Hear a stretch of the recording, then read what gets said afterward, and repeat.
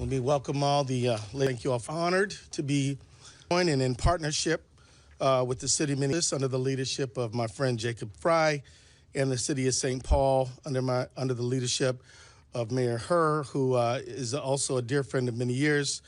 We've come together, and we're here to announce a lawsuit we're filing against the United States Department of Homeland Security to end the unlawful, unprecedented surge of the federal law enforcement agents into Minnesota. Because this has to stop. It just has to stop.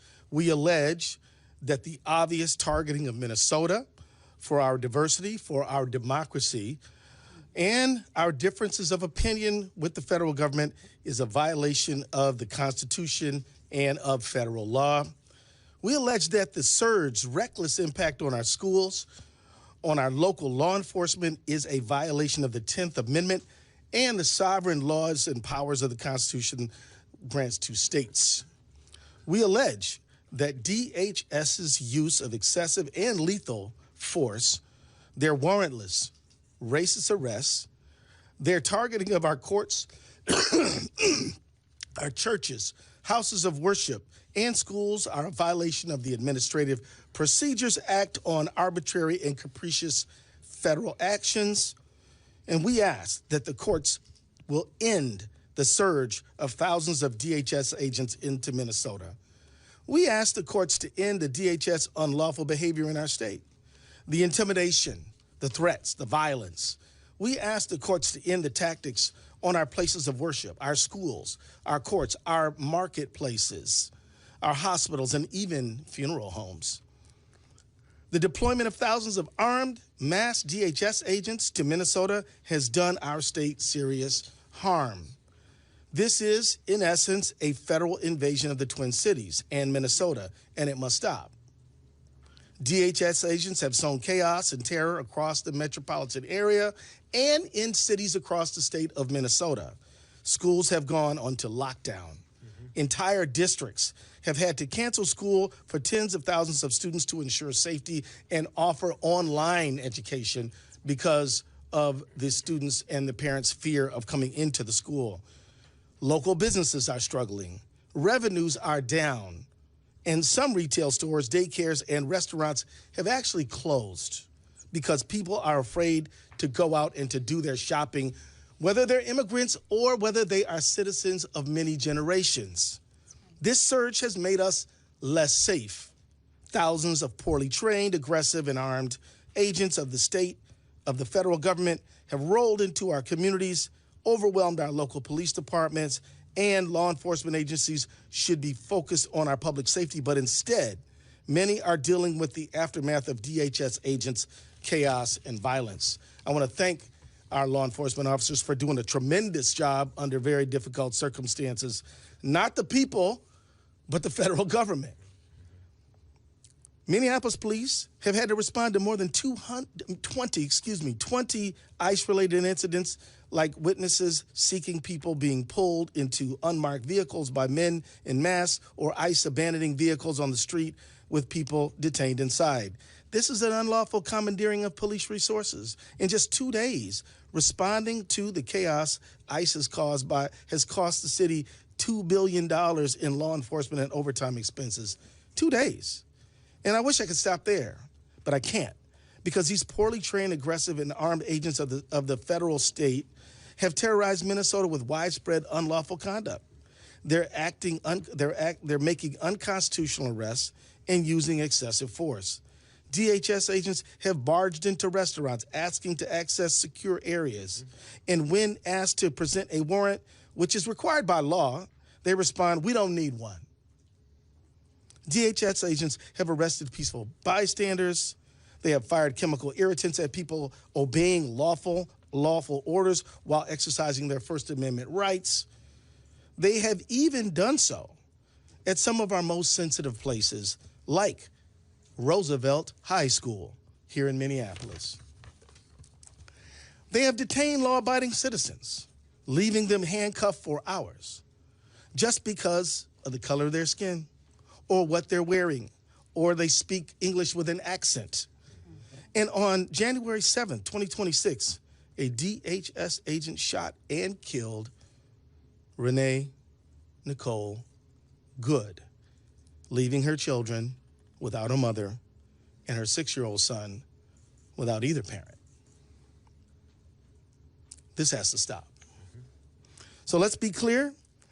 It never should have started. These agents have no good reason to be here. Minnesota's non-citizen immigrant population is just 1.5%, which is half the national average. Our state's percentage is lower than Utah, Texas, and Florida's, but none of those states have thousands of federal agents swarming their streets or harming their people. The administration says that they're focused on finding criminals. Worst of the worst, they say. But many of the people the DHS is arresting in Minnesota have no criminal history. That fits a pattern. In 2025, 93% of the people arrested by ICE had no violent criminal history, 65% had no criminal convictions at all, and randomly stopping people in the street because their skin color isn't the one that they expect or want isn't doing a thing to help public safety. I've heard the administration talk about fraud. No, not the 43 fraud convictions the president has or the $43 million fraudsters the president has pardoned, but instead saying that ICE is here to look for fraud somehow. You know, we work with federal government all the time, and if the federal government wants to help us with forensic accountants, we're open to that conversation. But these ICE agents who are engaged in the behavior that they're engaged in are not helping public safety at all. Immigration enforcement agents aren't trained to investigate fraud, and randomly stopping people in the street because you don't like their accent isn't going to stop fraud. So enforcing federal immigration law and fighting fraud are just pretexts for this surge. The real reason, it's no secret. Donald Trump and his administration have been targeting people, cities, and states that don't agree with them politically. He singled out Minnesota countless times. He's called us corrupt and crooked. He's attacked our funding to the tune of billions of dollars, which we are challenging. And we fought back, of course. He's attacked programs that Minnesotans rely on and tried to shut them down and pay taxes for. And he's attacked Minnesotans with despicable, racist, xenophobic language. The truth is, Donald Trump doesn't seem to like our state very much. But what's that about? He doesn't like our best in the nation, safe and secure elections. And sometimes he doesn't like who we choose in them. Just last week, Trump claimed that he won Minnesota 3 times, when in fact, he's never won Minnesota. He doesn't like how we take care of each other or how we make sure our kids have enough to eat. He doesn't like the strength that immigrant communities bring to our state. And he doesn't seem to like that we protect our neighbors no matter where they were born. In short, the Trump administration's decision to target Minnesota and Twin Cities is motivated by a desire to retaliate against Trump's perceived political opponents, who are the people of the state of Minnesota and the Twin Cities, rather than any good faith concerns about immigration enforcement, public safety, or law enforcement. In conclusion, I didn't have the pleasure and the benefit of knowing Renee Nicole Good, but her friends and family knew her as someone who was kind, someone who loved her family deeply, and someone willing to stand up for her neighbors. That sounds like the Minnesota that I know.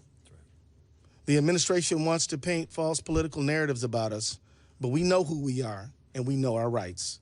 The Constitution gives Minnesota the sovereign authority to protect health and well-being of every single person who lives on our borders. The Constitution gives us the right to vote for who we want, pray however we want, and be whoever we want, without fear of being racially profiled, assaulted, or killed in our own communities.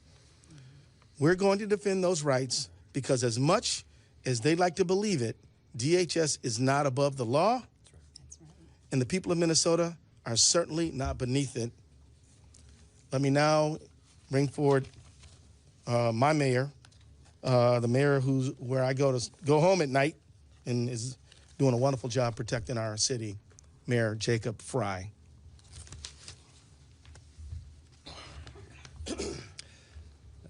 Thank you, Attorney General Ellison, for your leadership and your incredible team's work around this issue. Thank you to Mayor Herr of St. Paul for your partnership.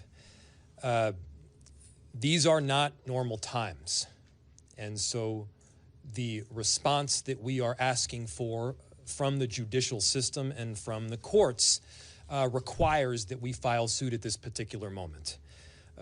What we are seeing right now is not normal immigration enforcement. We are not asking ICE not to do ICE things. We are asking this federal government to stop the unconstitutional conduct that is invading our streets each and every day. You've seen the videos.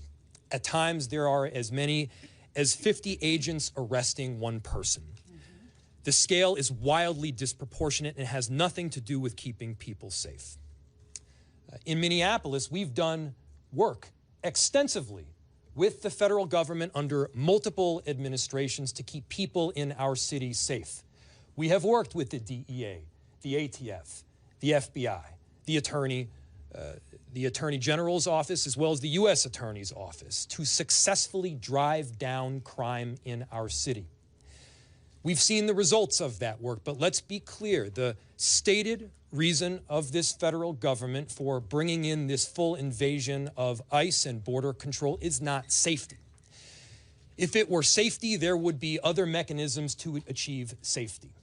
By the way, crime is down in virtually every category, in virtually every neighborhood of this city. If this were about fraud, then you'd see an invasion perhaps of accountants. But that's not what you see. What you see is people being indiscriminately taken off our streets. Discrimination only takes place to the extent that a determination has made that somebody is Somali or is Latino, or at least they look that way, and then there is virtually no discrimination thereafter. Here's the thing. You can't indiscriminately take people off our streets, American citizens off our streets. You cannot drag pregnant women through the snow. You're not allowed to take teenagers out of their car and detain them when they are, in fact, American citizens. That is against the law in every state. That is against our United States Constitution. And we're feeling the impact here in Minneapolis. Schools have closed. People are afraid to go to work, shop, or seek medical care. 911 calls are up. Police resources are indeed stretched thin. We have approximately 600 officers in the city of Minneapolis. Mayor Herr has approximately 600 officers in the city of St. Paul. The number of ICE agents and border control are now in the thousands. They are in the thousands. If the goal was immigration enforcement, if the goal were simply to look for people that are undocumented, Minneapolis and St. Paul would not be the place where you would go.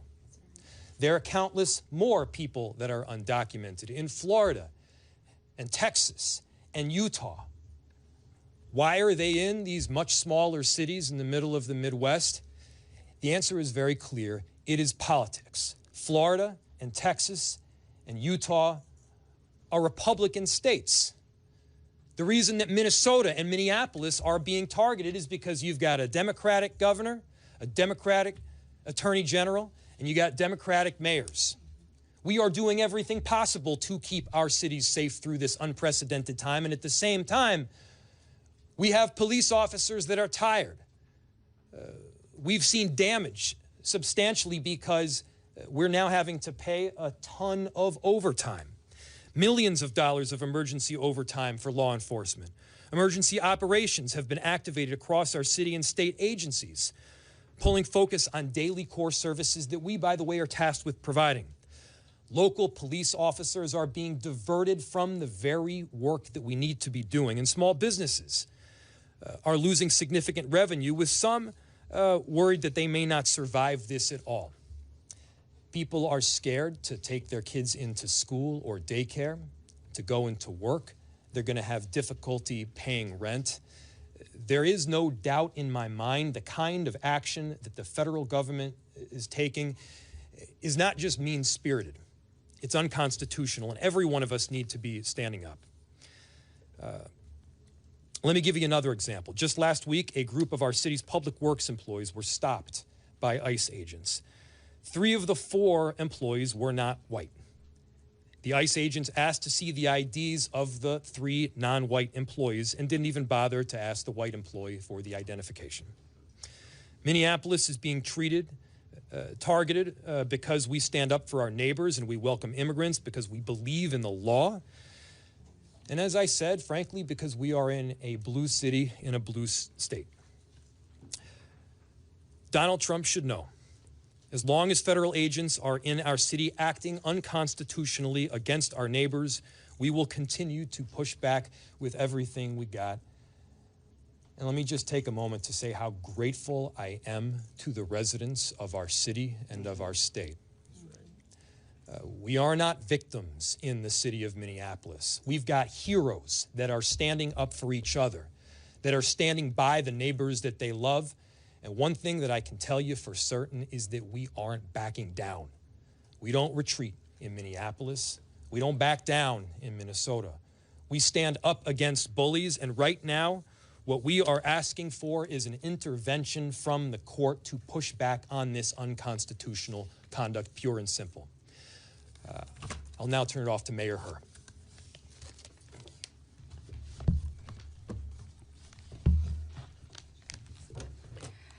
Good afternoon, everyone. Today, I'm proud to stand with Mayor Frey and Attorney General Ellison to fight for our residents. This federal occupation of our cities needs to end immediately. Federal law enforcement is racially profiling our residents, creating mass chaos, and undermining the relationship between local government and our communities. We will not stand idly by and watch this happen. With this collective action, we are taking a firm stance to tell federal law enforcement that this cannot happen in our country. It cannot happen in our state, and it cannot happen in St. Paul. Federal law enforcement is going far beyond what they can and should be doing to enforce immigration laws.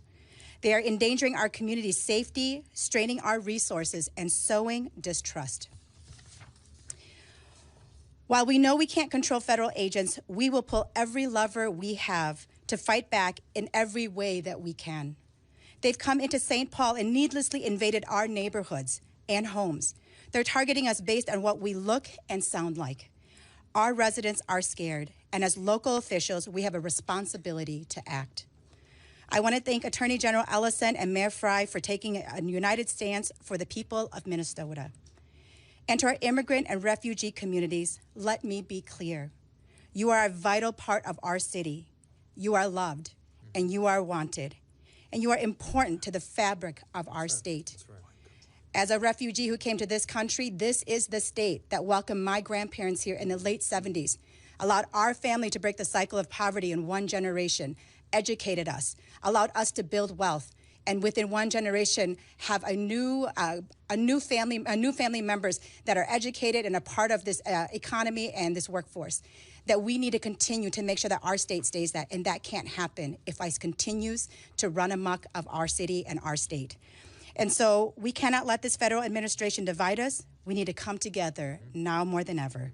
Thank you. Thank you. Great job. So now we have a few minutes for questions. I want to acknowledge the vital presence of President Elliott Payne of our Minneapolis City Council here on behalf of all of the council members, I think, in the council, representing the council. Thank you for your presence here, sir.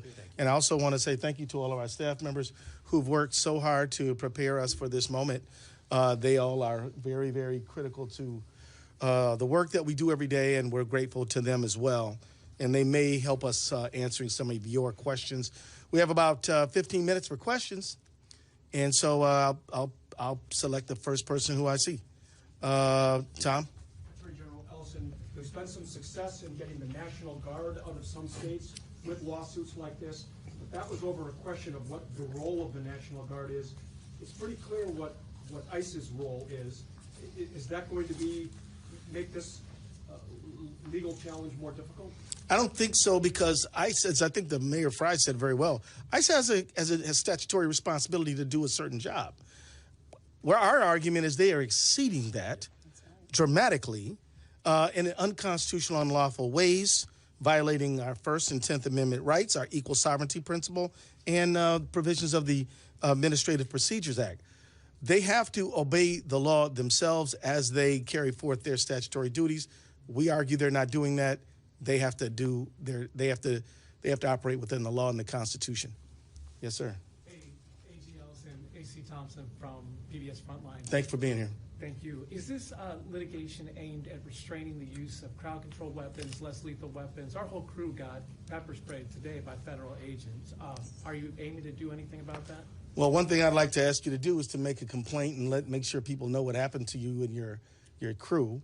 Part of what our case is about is First Amendment protection. We believe that the federal government is persecuting the state of Minnesota because of our political views. And that goes, and look, the First Amendment, the press is protected by the First Amendment, and is vitally important in this moment when freedom of the press and every First Amendment right is under a threat by the federal government. So I'm going to ask you to let us know what happened. But yeah, we're trying to restore lawful conduct and make sure that the federal government operates within the boundaries of the law, which they're required to do. Yes, sir. This is really something that's obviously really ramped up in the last week. Right. What kind of timeline can we expect on this suit? What are you looking at? What's your office kind of expecting here? Well, we filed a lawsuit already. It's on file right now. As far as results go. Well, it's hard to predict exactly what the court schedule will be, but we are anticipating quick action. I don't know, would any of my team members Brian, you want to respond to that? Brian Carter, Special Counsel to the Attorney General. I don't know if we filed quite yet, but we do have a motion for a temporary restraining order that's going to be filed today. We're going to ask that the court hear that motion tomorrow morning. There's another similar motion in a separate but related lawsuit that's scheduled for that time. We're going to try and piggyback on that, and we're going to be asking for immediate relief. Brian Carter, everybody. Way in the back. St. Paul have any specifics on overtime for police officers in the way that Minneapolis had some stats? Yeah, we do know that we have had we've had to open our command center in order to monitor the city. We've had to have all of our officers in uniform, so that we do have information as well, and we'll be sharing more of that information in the days to come as it relates to this lawsuit. Are those overtime costs likely to reach into the millions if this continues? Yeah. The question is, are those overtime costs for Minneapolis police and St. Paul police likely to reach into the millions? The answer is absolutely. We have normal core functions that we are tasked with doing on a daily basis. We are required to respond to 911 calls. We are trying to prevent murders from happening and carjackings from taking place. And by the way, the work of our police has been driving down those numbers substantially. Our police officers have performed admirably because they're not just doing their day-to-day job. They're also responding to countless 911 calls that people are being kidnapped, that agents in unmarked uniforms in unmarked cars are simply taking people off the streets that are American citizens. They're required to do the work to keep the peace. Our police officers are doing the work to keep the peace and to keep people safe. With 600 officers, we can't do all of those things all of the time. Not to mention, our officers are human beings, and therefore, there is a point where they get tired. And when we've canceled all days off, when our chief is working tirelessly, and he deserves a ton of credit here too, where we've got officers that are working incredibly long hours and long shifts, the truth is that when you get to a certain point, you start making mistakes. Not because you're a bad cop, but because you're a human being. And so we need relief. We're asking the court for it. But the damage that we are suffering right now in Minneapolis is not limited to overtime costs. It's schools shutting down. It's businesses closing. It's people being afraid to go out and get groceries and therefore are going hungry. It's their inability to get money so that they're unable to pay rent. There is a snowball effect that is happening right here, and it's not just because we're in Minnesota and there's a lot of snow. The snowball effect is because what ICE is doing is intentional. This is intentionally putting us in a very difficult position that is not pro-business and is not pro-safety. The only thing that I can see it being is pro-politics. People have been concerned about some of the tactics that have been used on the streets. We talked a couple of protesters who thought some very heavy-handed use of force toward them. Were you guys concerned about what you're hearing from the public in terms of not only when we talk about the pepper ball spray or how people are being tackled and handled, or what you saw at the high school? Can you elaborate on what you guys are hearing about? Well, I'll let the mayors jump in here, but I can tell you that this whole lawsuit is partially driven, not exclusively, but partially driven by exactly what you just said. And again, you know, look, ICE was operating here before this surge. We didn't file a lawsuit before. That's right. That's right. This is because of this surge. Mm-hmm.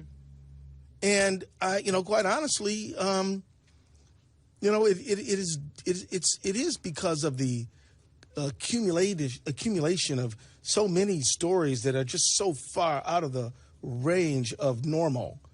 You know, some of y'all saw the videotape at Target. Some of y'all saw the videotape at Roosevelt High School. And I can tell you how many people who've called me and said, I am afraid to go to work. And I'm not talking about people who are non-citizens. I'm saying citizens. Because when a woman like Renee Good gets shot down, then everybody, citizens, non-citizens, are terrified. And I'll leave it to the mayors to fill in there. I will say that the question is if we're hearing about it. We are absolutely. I mean, I think that we are really lucky here in our state, and specifically St. Paul, Minneapolis, is that we have a strong network of community organizers who've been working together. We hear almost every instance that happens, you know, whether it's text to us personally and we're looking into it, or whether it's coming into our neighborhood groups. We are hearing it and we are seeing it, and we are looking into every time I get one, I inquire into it to see. But I think that what's more important in all of this is that it's not just the tactics that are being used. It's the attack on the American people who are citizens. I wasn't born here. I'm carrying my ID with me. I'm carrying my passport card and my ID with me all the time because I don't know when I'm going to be detained, when I'm going to be approached. The fact is that it doesn't have to, like the tactics doesn't even at this point really matter, right? It's the fact that we are being attacked as American citizens right now, and we are hearing of it, and we are inquiring into it every single time we get something sent to us. Last question. A lot of lawsuits against the federal government that have been ongoing, led by your office. We also do have the backdrop of fraud investigations happening as well. Can you just speak about how resources are being doled out in the Attorney General's office and who's being dedicated to fighting the federal government? Our Medicaid fraud unit is hard at work. We've prosecuted and convicted over 300 people since I've been Attorney General for Medicaid fraud, and other people in our office who do agency representation. They're working hard, but but the people who work on what I call federal accountability, they're busy too, because the federal government has tried to deprive our state of money that we're entitled to by statute, that has been appropriated to our state, and if we don't fight for it, we won't get it, and that will deprive the people of the state of Minnesota of resources and money that they deserve. And I'm talking about things like SNAP benefits, housing benefits, child care benefits, all kinds of benefits, National Institute of Health benefits, FEMA benefits that they've tried to unconstitutionally deprive us from. So do we have resource pressure? Yeah, my folks are working really hard, harder than they should have to. But we can walk and chew gum, and we're fighting fraud every single day. And let me just say this about fraud. Anybody who steals from a program designed to help poor people is no friend of mine. Right. And I'm all good to hold them accountable. And, you know, the federal government, you know, they're doing all this stuff that we don't need them to do. I wish they'd do some more things we do need them to do. Now, I'm not talking about local federal officials. They're doing their job. We worked with the U.S. Attorney's Office and the FBI to fight fraud, and I'm very glad with their partnership. What I'm referring to is the substance of this lawsuit right now. This is not what we need. We don't need this, but we need all the help we can get to help make sure that every dollar that the generous people of Minnesota devote to helping others gets to those others. Just one more, if I may. If the courts do rule in your favor here, are you confident that DHS and the federal government would abide by the judge's orders? And what would be the next step? Yes, I am. If they do not? No, I believe that they will abide by the orders, because I believe that anybody who stands below an American flag, lifts up their hand and swears an oath to support and defend the Constitution of the United States, will abide by the lawful orders of a court. And if they don't, I want everybody in this room to know that they are the ones who are expressing contempt for the rule of law. Now, having said that, you asked the what if question. Well, you know, there are ample ways to make a miscreant violator of a court order obey that court order. One of them is a contempt of court, but let's not jump there. Let's expect good conduct and obedience to law, and that's what we expect. That's what we expect we're going to get. And I think there's a possibility that Mayor Frey wanted to talk a little bit more about what your citizens are going through, or maybe you covered that already. I can add on. Yeah, but I just think yeah. Well, you want to go for it? Just in general. Yeah, just like what people are dealing with, man. Yeah. I mean, we don't use the word invasion lightly. What we are seeing is thousands, plural, thousands of federal agents coming into our city. And yeah, they're having a tremendous impact on day-to-day life. And it's a negative one. And whether that's kids that are trying to get to school or businesses that are trying to open, that's police officers that are responding to 911 calls. It's just about being able to conduct daily life right here in our city. And look, this is not about fraud. When you have a fraudster, you investigate, you charge, you prosecute, you hold the person accountable, and then they get put in jail as an individual. They get put in jail as an individual. You do not hold an entire community or an entire city accountable for the actions of the fraudsters. That's not a novel concept. That's just the way this works in American society, and we should be abiding by that. Good. Thank you, Mr. Mayor. And let me say thank you, Mayor Herr. Let me say thank you to the men and women of the independent press of America. Yep. The reality is that the work you do is critically important to get the word out to the people, and we are grateful for it. And with that, we're going to conclude. But I'm sure any of us will be willing to talk to y'all offline. Bye-bye.